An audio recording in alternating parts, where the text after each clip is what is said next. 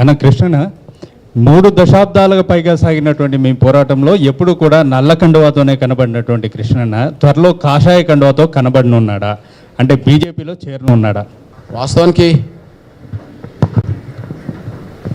ఈ ప్రశ్న 97 జూన్ 6న కూడా ఉత్పన్నమైంది. ప్లీజ్, ఈ ప్రశ్న నేను 97 ఏప్రిల్ 14 పాదయాత్ర మొదలుపెట్టి తెలుగు నేల మీద మొదటి పాదయాత్ర ఎంఆర్పిఎస్దే. తర్వాతనే రాజశేఖర్ గారు, తర్వాతనే మళ్ళీ చంద్రబాబు నాయుడు గారు, తర్వాతనే మళ్ళీ ఇంకోరు షర్మిల, ఇంకోరు తెలుగు నేలను మొత్తం అత్యంత ప్రభావితం చేసిన పాదయాత్రలో మొదటి పాదయాత్ర ఎంఆర్పిఎస్. అప్పుడు వెంటనే ఏబిసిడి జరిగింది. హైదరాబాద్కు వచ్చిన రోజే ఏబిసిడి జరిగింది. అంటే మళ్ళా రామ్నగర్లో నేను అప్పుడు ఉన్నప్పుడు విలేకరుల సమస్యలు జరిగినప్పుడు, అన్న వర్గీకరణ సాధించావు కదా, ఇక నల్లకండ అయిపోతుందని అన్నారు. కానీ వెంటనే ఇంకా ప్రజా సమస్యల మీద పోరాటాలు చేసేది ఉన్నది, పోరాటం జరిగినప్పుడు ఎంఆర్పిఎస్ ఉంటుంది కదా, కాబట్టి నల్లకండ ఉంటుందని చెప్పడం జరిగింది. ఇప్పుడు చెప్పండి, చంద్రబాబు నాయుడు గారు వర్గీకరణ చేసినప్పుడు చంద్రబాబు నాయుడు గారికి మేము సపోర్ట్ చేశాం. అప్పుడు చంద్రబాబు నాయుడు గారు నాకు 98లో పెద్దపల్లి పార్లమెంట్ టికెట్ ఇచ్చిండు, 99లో నాకు రాజ్యసభ ఇచ్చిండు. నిరాకరించుకున్నాం. లక్ష్యం దెబ్బతినొద్దు, లక్ష్యం వైపు పురోగమిద్దామని చెప్పి. అప్పుడు చాలామంది ఏమన్నారంటే టీడీపీకి సపోర్ట్ చేశాడు కదా, ఇక టీడీపీలో చేరుతాడేమో అని అనుకున్నారు. అది కాలే. తర్వాత జరిగిన ప్రయాణంలో రాజశేఖర్ గారు వర్గీకరణ తీర్మానం చేసి కేంద్రానికి పంపినప్పుడు రాజశేఖర్ గారు మా సహకారం కోరిండు. సహకారం కోరితే ఆయన కూడా మనం సపోర్ట్ చేశాం. ఆయన కూడా జూపుడి ప్రభాకర్ రావుకు నాకు ఎమ్మెల్సీ ఇచ్చి ఇద్దరిని మంత్రులు చేస్తారని చెప్పి ప్రతిపాదన పెట్టిండు. అది అందరికీ తెలిసిన విషయమే. జూపుడి ప్రభాకర్ రావు తీసుకున్నాడు, నేను తీసుకోలేదు. కానీ చేరుతాడేమో అని అనుకున్నారు. ఆ తర్వాత 2009లో వరంగల్ పార్లమెంట్ సీటు కూడా కాంగ్రెస్ రాజశేఖర్ గారు ప్రపోజల్ పెట్టేశాడు. అప్పుడు చేరుతాడేమో అని అనుకున్నారు. నేను చేరలేదు. పోనీ కేసీఆర్ ఎంబడి అంత బలంగా మిత్రుడిగా ఉన్నది కూడా నేనే తెలంగాణ ఉద్యమ కాలంలో. ఈయన టీఆర్ఎస్లో చేరుతాడేమో, ఎందుకంటే దళిత ముఖ్యమంత్రి అంటాడు కదా, కాబట్టి కృష్ణనాథ్ ముఖ్యమంత్రి అవుతాడేమో, ఆయన చేస్తాడేమో అని చెప్పి అందరూ అనుకున్నారు. కానీ నేను చేరననే నేను చెప్పాను. నా లక్ష్యం నాకు ఉన్నది, ఉద్యమం తెలంగాణకు న్యాయబద్ధం కాబట్టి నేను అండగా ఉంటానని చెప్పాను. నాది మారలే. అప్పుడు మారంది, ఇప్పుడు ఎట్లా మారుతుంది? ఇప్పుడు చెప్పాను కదా, ఇప్పుడు నేను చెప్పాను. అప్పుడే నెరవేరింది. మరి 97లో కూడా నెరవేరింది, 2000 సంవత్సరంలో నెరవేరింది కదా.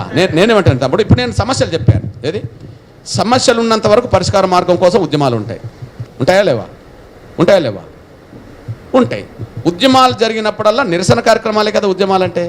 నిరసన అంటే నల్లకండువ ఉంటుంది కదా. నాకు తెలిసి ఇప్పుడే కాదు, నా జీవితంలో మారదు నల్లకండువ. ఇప్పుడే కాదు, నా జీవితంలో మారదు.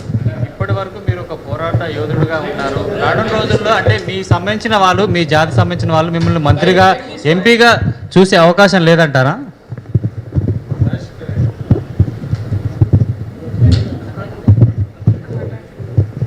నేనేమంటానంటే, మీరు గమనించండి తమ్ముడు,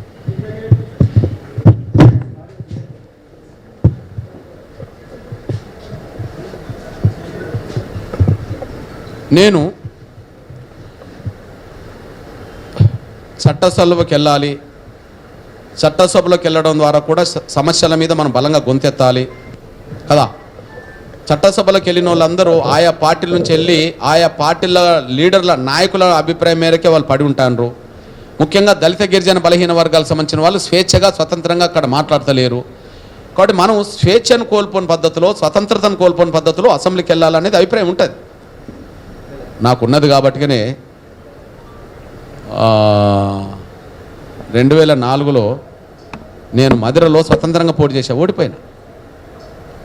2009లో మధిరలో పోటీ చేశా, ఓడిపోయినా. 2014లో వర్ధన్నపేటలో పోటీ చేసి ఓడిపోయాను.